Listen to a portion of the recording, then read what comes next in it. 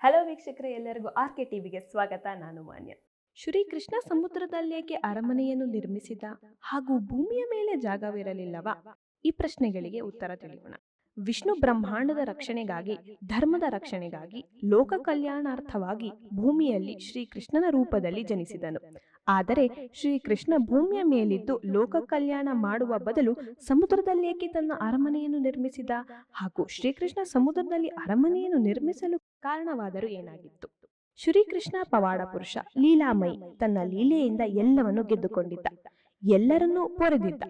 ದೇಶ ವಿದೇಶಗಳಲ್ಲೂ ಕೂಡ ಶ್ರೀಕೃಷ್ಣನಿಗೆ ಸಮರ್ಪಿತವಾದ ದೇವಾಲಯಗಳು ಮತ್ತು ಎಣಿಕೆಗೆ ಸಿಗದಷ್ಟು ಭಕ್ತರಿದ್ದಾರೆ. ಶ್ರೀಕೃಷ್ಣನ ಆರಾಧನೆಯು ಭಕ್ತರಲ್ಲಿ ಅದೆಂತಹ ಸಂಕಷ್ಟಗಳಿದ್ದರೂ ಅದನ್ನು ದೂರಗೊಳಿಸುತ್ತದೆ ಎಂಬುವ ನಂಬಿಕೆ ಇದೆ. ಹಾಗಾಗಿ ದೇಶ ವಿದೇಶಗಳಲ್ಲಿ ನಾವು ಶ್ರೀಕೃಷ್ಣನ ಭಕ್ತರನ್ನು ನೋಡಸಿಗಬಹುದು. ಶ್ರೀಕೃಷ್ಣ ಭೂಮಿಯ ಮೇಲೆ ಮಾತ್ರವಲ್ಲ, ಸಾಗರದ ಆಳದಲ್ಲಿ ತನ್ನ ಪವಾಡವನ್ನು ಮೆರೆದಿದ್ದಾನೆ. ಶ್ರೀಕೃಷ್ಣ ಸಾಗರ ಅಥವಾ ಸಮುದ್ರದಲ್ಲಿ ತನ್ನ ಅರಮನೆಗಳನ್ನು ನಿರ್ಮಿಸಲು ಸಾಕಷ್ಟು ಕಾರಣಗಳಿವೆ. ಮೊದಲನೆಯದಾಗಿ ಧರ್ಮದ ರಕ್ಷಣೆ. ಶ್ರೀಕೃಷ್ಣನಿಗೆ ಸಮುದ್ರ, ಸಾಗರದಲ್ಲಿ ಅರಮನೆಯನ್ನು ನಿರ್ಮಿಸಿದರೆ ಶತ್ರುಗಳಿಗೆ ಬರಲು ಕಷ್ಟವಾಗಬಹುದು ಎಂಬುದು ಮೊದಲೇ ತಿಳಿದಿತ್ತು. ಇದು ಧರ್ಮವನ್ನು ಅಧರ್ಮದಿಂದ ರಕ್ಷಿಸಲು ಶ್ರೀಕೃಷ್ಣ ತೆಗೆದುಕೊಂಡ ನಿರ್ಧಾರವೂ ಹೌದು. ಸಮುದ್ರದಲ್ಲಿ ಅರಮನೆಯನ್ನು ನಿರ್ಮಿಸುವ ಮೂಲಕ ಧರ್ಮವನ್ನು ರಕ್ಷಣೆ ಮಾಡಿದನು ಆ ಶ್ರೀಕೃಷ್ಣ ಪರಮಾತ್ಮ. ಎರಡನೆಯದಾಗಿ ಶತ್ರುಗಳಿಂದ ರಕ್ಷಣೆ. ಸಮುದ್ರದಲ್ಲಿ ಅರಮನೆಯನ್ನು ನಿರ್ಮಿಸುವುದರಿಂದ ಶತ್ರುಗಳಿಗೆ ಒಳ ಪ್ರವೇಶ ತುಂಬಾನೇ ಕಠಿಣವಾಗಿತ್ತು. ಅವರಿಗೆ ಸುಲಭವಾಗಿ ಅರಮನೆಯನ್ನು ಸೇರಿ ಯುದ್ಧ ಮಾಡುವುದು ಕಷ್ಟಕರವಾಗಿತ್ತು. ಹಾಗಾಗಿ ಶ್ರೀಕೃಷ್ಣ ಸಮುದ್ರದಲ್ಲಿ ಅರಮನೆಯನ್ನು ನಿರ್ಮಿಸಿದ್ದನು. ಮೂರನೆಯದಾಗಿ ಅಸಾಧ್ಯವಾದುದನ್ನು ಸಾಧಿಸುವ ನಿರ್ಧಾರ. ಸಮುದ್ರದಲ್ಲಿ ಅರಮನೆಯನ್ನು ನಿರ್ಮಿಸುವುದು ಅಸಾಧ್ಯವೆಂದು ಅಂದಿನ ಕಾಲದಲ್ಲಿ ಸಾಕಷ್ಟು ಜನರ ಮನಸ್ಸಲ್ಲಿತ್ತು.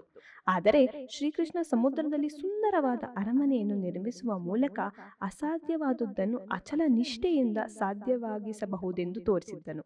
ನಾಲ್ಕನೆಯದ್ದು ಸಮುದ್ರದಲ್ಲಿ ದ್ವಾರಕೆಯ ನಿರ್ಮಾಣ.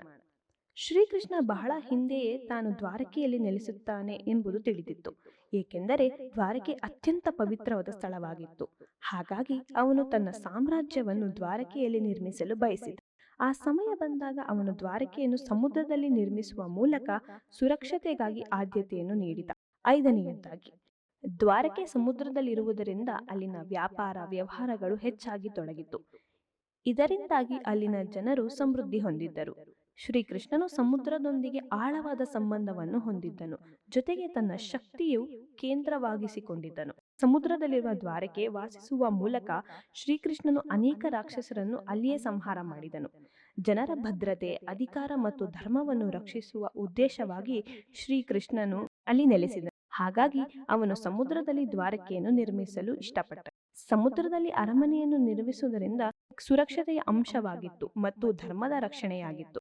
ಶ್ರೀಕೃಷ್ಣನು ಅಂದು ಸಮುದ್ರದಲ್ಲಿ ನಿರ್ಮಿಸಿದ ದ್ವಾರಕೆ ಇಂದಿಗೂ ನೀರಿನಲ್ಲಿ ಇದೆ ಎನ್ನುವುದಕ್ಕೆ ಎಷ್ಟೋ ಸಾಕ್ಷಿಗಳಿವೆ. ಇದೇ ರೀತಿ ದೈವಿಕ ಮಾಹಿತಿಗಾಗಿ ನೋಡ್ತಾ ಇರಿ ಆರ್ಕೆ ಟಿವಿ ಕನ್ನಡ. ಧನ್ಯವಾದ.